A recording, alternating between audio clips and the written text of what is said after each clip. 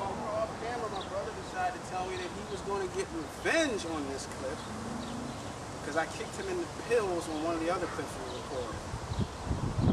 We're kicking each other in the nuts and we're not wearing cups.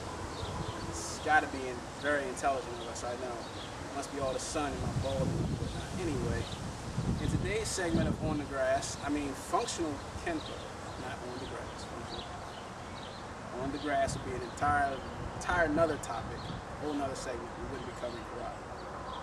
But anyway, back to functional Kenpo, trying to make this stuff work.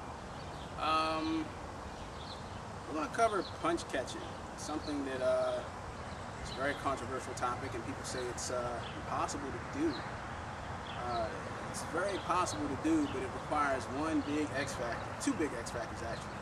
One of those X factors is the guy has to be committed to trying to take your damn head off. You are not catching a jab. Newsflash, if the guy is not committing to hitting you, then you're not going to be committed to getting the weapon he's trying to hit you with. So one, he has to be trying to take your head off, and two, you damn sure better be well ready to slip. Blocking and catching a limb is hard because you're redirecting it. It's a lot easier to catch when you parry and slip it.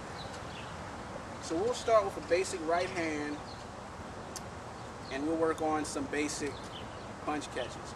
The most basic punch catch I like is the one that you learn in Taming the Mace. I love that one. It's one that feeds into the arm drag we were just working on. So we'll start with, imagine this, a right hand. Never get enough of those. So we got a right hand coming in. I want to slip and parry and get my arm over. Why am I sitting here and doing this? Because once I get here, I can just drop down and yank on this arm once I really get a hold of it. Once I feel that this punch was really coming in to take my head off and I'm in this deep, oh yes, I've got this arm. It's very basic, very basic. All you do is slip and stick your hand up just like that. Then you come down and you grab it. Now realistically, you don't go this far in because right now it's even trade again. He can do that just as well as you can. But I'm just showing you the basic to make it a wide circle. You do this. And then down. Once you get the hang of that basic motion, it's very tight. Now you've got this, oh man, we got this limb sitting here. I love it. I love it. It's a beautiful thing. Another variation of the punch catch is, for some odd reason, I'm going to go to the inside again and do something like this. Not that I would ever go to the inside with a power hand in unless I'm obviously baiting him, in which case I wouldn't use this. But anyway, let's keep it consistent. We'll stick a left hand in there and I'll go to the outside of left hand. So this guy's shooting the left hand. We're going to parry here and come up like this. I'm going to make this motion, almost like I'm trying to make that very obscene gesture. I'm going to make that obscene gesture on that left hand. When that left hand comes in, there's that obscene gesture right here. Very close, very tight. Just slipped it just a little bit to get to here. Once I'm here, it's real easy to just roll over the arm. Just roll over it. We got it. Keep this hand in there, which will make it harder on you. You can take this hand out of there and just roll over it. A student of mine said, well, I know that's coming, so I'll pull my arm out. So he went in here and did this, and he went to pull his arm out. And I just tracked him in, and once he grabbed my hand, I went back and got the arm that I was trying to get a hold of anyway. See, a lot of times to get a hold of the guy's hands, if you fight somebody that knows what they're doing, you got to get his hands to stop moving. That's why we try not to keep our hands still. So you got to get the guy to put his hands still. So when he comes in committed, he feels this, he pulls his hand back. Oh, follow it. Thank you. I told you I wanted this arm. Give it back. Mine, my toy. And I'm a terrible kid with toys. I break all my toys. So we'll start with the right hand again. Parry, over the top, latch on, drop. If you have to drop back and this arm is yours.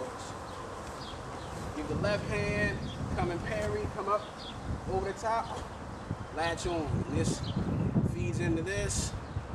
Or if you're here and the guy jerks his hand back, follow it, come back to it, and get that arm back. Why am I so pressed to get the guy's arm? Who gives a shit, right? Why am I grabbing the guy's arm so much? Class? Anybody? Anybody? Anybody? You always answer all the questions.